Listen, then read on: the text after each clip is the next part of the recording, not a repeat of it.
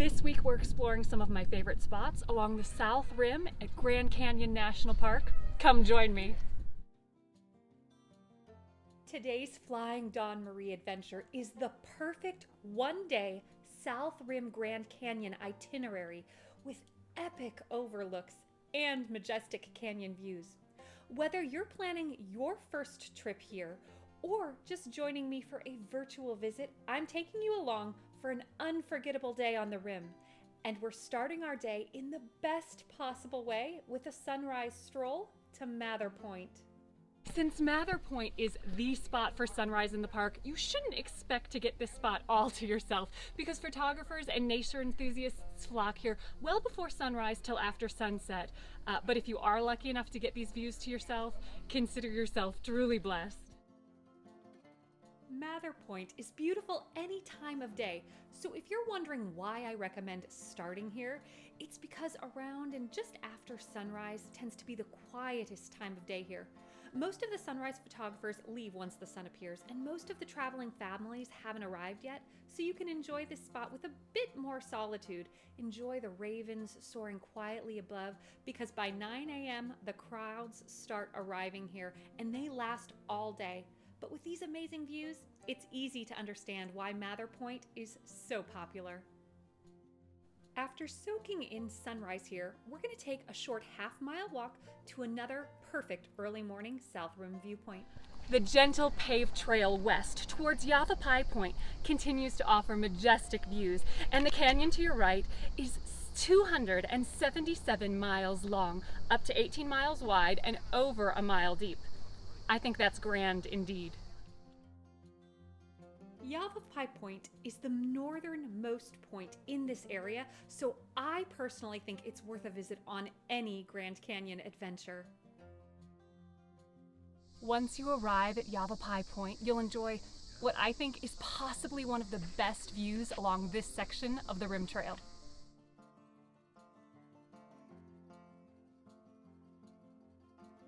Next, you can make a stop at the Yavapai Geology Museum here for more incredible views, as well as informational displays about the history, topography, and so much more.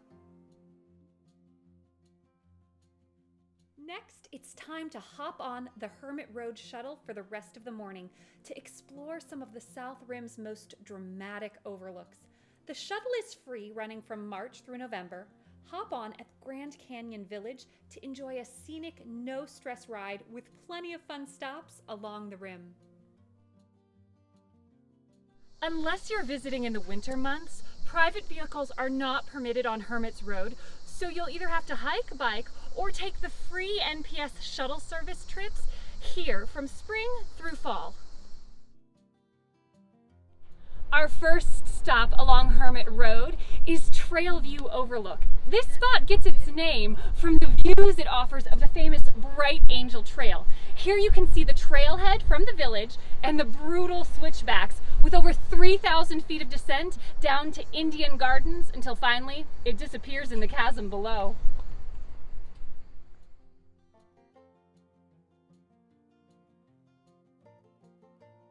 Continuing on, our next stop is Powell Point, named after John Wesley Powell, who led the first Colorado River expedition through the canyon in 1869. You can see the stone memorial here honoring him and the early explorers.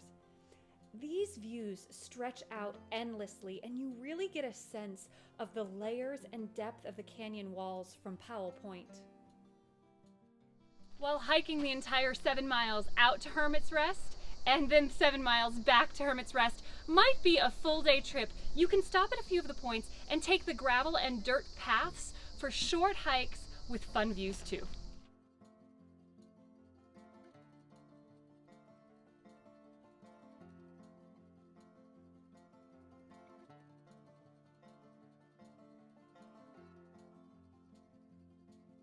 Just a short quarter-mile walk from Powell Point is Hopi Point, which is certainly a highlight along Hermit's Road. The panoramic views from west to east make this a great go-to spot for sunrise or sunset.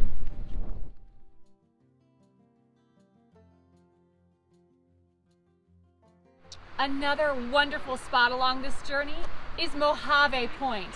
The viewpoint, called the Alligator, offers spectacular views of the Colorado River framed by unique formations like the Tower of Set and the Tower of Ra.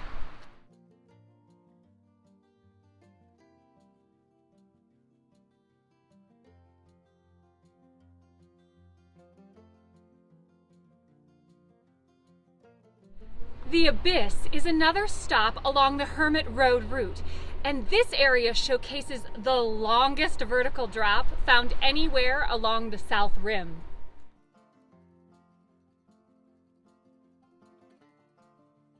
Continuing the shuttle stops, Monument Creek Vista is a quieter overlook, a great place to pause, surrounded by the incredible views.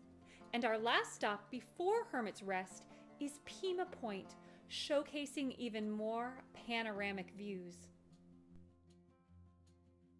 Just a little reminder too, if you haven't checked out my Etsy shop, the Grand Canyon shirt I'm wearing today is available along with multiple other designs from some of my favorite national parks. So the link is in the description of this video and you can check out my Etsy store too, if you have a chance. Hermit's Rest is the final shuttle stop with stunning Grand Canyon views. This is such a special historic site. In fact, the building here was designed by Mary Coulter and built in 1914 as a rest stop for Rim visitors. Inside, you'll find a stone fireplace, rustic architecture, and snack shop. Grab a cold drink and enjoy lunch with a view. You can see my full Hermit's Rest blog post and YouTube video for more details on this area, but for now, we're grabbing the shuttle back to the village for an afternoon South Rim adventure. After lunch, spend your afternoon along Desert View Drive, a 25-mile stretch with incredible overlooks, and many of these views are located right off the side of the road, meaning no major hiking is required for this adventure. Pike Creek Vista is a perfect first stop to see layered canyon colors below. Now, if you're up for a bit of a hike, you can actually take the short detour to Shoshone Point. This 2-mile out and back hike offers epic views. But if your hiking time is limited, you can simply continue your drive to Duck on a Rock. From the parking area, you can see the rock formation that resembles a duck looking over the canyon. This is a fun and quick photo stop. A little further down the road is the turnoff for Grand Viewpoint. This overlook does indeed offer grand views from east to west, and you get to see the Colorado River here too.